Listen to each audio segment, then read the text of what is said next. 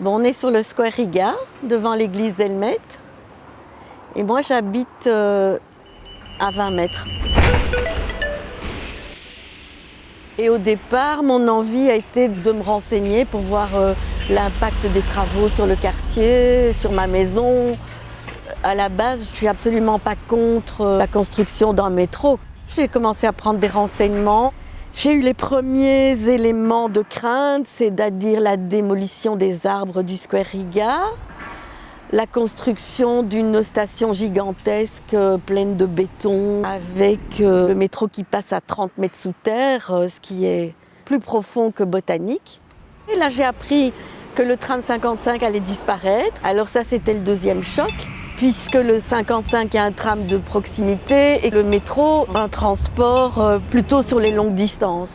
Donc tout ça a fait qu'au fur et à mesure, on ne voyait plus très bien l'intérêt de ce métro.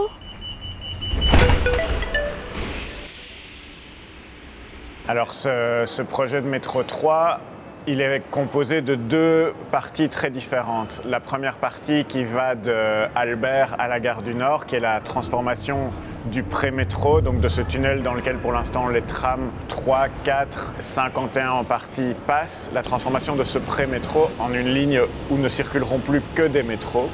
C'est ce qui explique le chantier que l'on voit à Albert, le chantier que l'on voit autour de Lemonnier et de Stalingrad, le chantier qu'on va bientôt voir autour de la gare du Nord.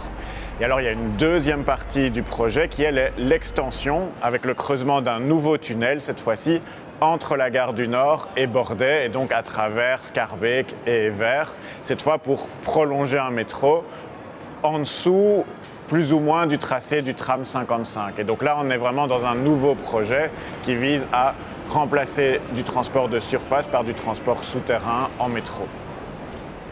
Entre le dépôt de Arles et la gare du Nord, la ligne de métro 3 empruntera un tunnel de 5 km de long. Ce tunnel dessert les stations Bordet, Haye, Tilleul, Riga, Verbukoven, Collignon, Litz et gare du Nord. Donc c'est la STIB qui est maître d'œuvre de la gare du Midi à Albert, et c'est Belliris qui est maître d'œuvre entre la gare du Nord et Bordet. Belliris a dévoilé en août que les résultats de l'étude d'incidence étaient dithyrambiques en faveur du métro, mais on n'a pas les résultats. Donc on va encore les avoir à la dernière minute, j'imagine, en mars, et on n'aura plus le temps de réagir. Parce que ça va de nouveau être un dossier extrêmement compliqué à lire pour des gens comme moi qui n'ont aucune formation en construction ou en urbanisme. À chaque fois, les informations sont données à la dernière minute. Alors pour ce qui est de l'extension du réseau actuel vers le nord, une enquête publique à destination des citoyens concernés par les travaux à venir a été lancée hier. On va en débattre avec Cédric Bossu, qui est directeur de Belliris.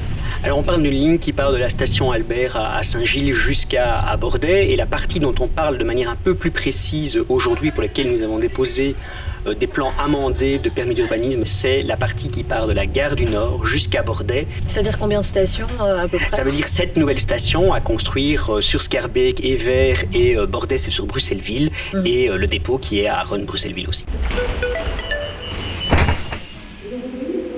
C'est la phase importante de l'enquête publique qui démarre. Et sur un projet aussi vaste et complexe que celui-ci, il n'est pas simple d'aller à la rencontre des citoyens. Ce que je voulais faire passer comme message aux autorités communales mais aussi aux citoyens, c'est qu'on sera toujours à leur côté. Qu'on est là pour entendre effectivement leurs difficultés. Qu'on est là pour y répondre. On a prévu une exposition. L'exposition que vous voyez ici, qui sera possible d'accès, qui va être exposée ici pendant 2 jours ici à Schaerbeek. C'est un chantier que les citoyens ont entendu parler depuis 10 ans. Alors après 10 ans, eh bien, il est temps de leur faire participer, de les participer de l'exposition. pour une enquête publique. Puisse cette exposition contribuer à éclairer celles et ceux qui vont vouloir s'informer sur les enjeux, les difficultés, mais aussi les bénéfices du métro 3 pour Bruxelles. Alors évidemment, cette étude d'incidence, c'est 6300 pages en français, 6300 pages en néerlandais. C'est un résumé technique, donc quand on met un résumé de 527 pages au compte de ma chaise, mais ça n'est pas grave, c'est un résumé technique et c'est grosso modo 1200 recommandations. Comme je disais, l'enquête publique aura lieu en mars. Les plans sont consultables, donc ils sont papier dans les administrations communales de Scarbeck, Villers et tous ces villes. L'ensemble de la population est invité à consulter le plan publié en ligne, le mode de disposition, voire être évalué cette mars, ces questions, ces processus d'intégration et les demandes.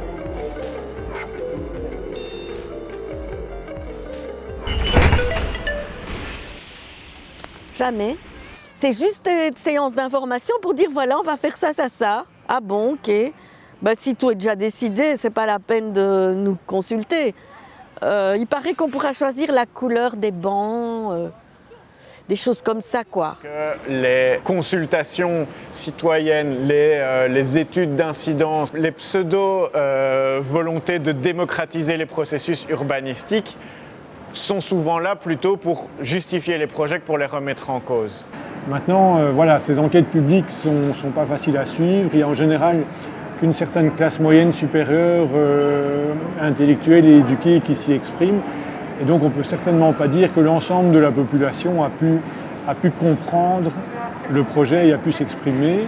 Mais voilà, je pense que c'est la même chose pour n'importe quel projet qui est soumis à l'enquête publique. Et donc de ce point de vue-là, le métro 3 ne fait pas exception.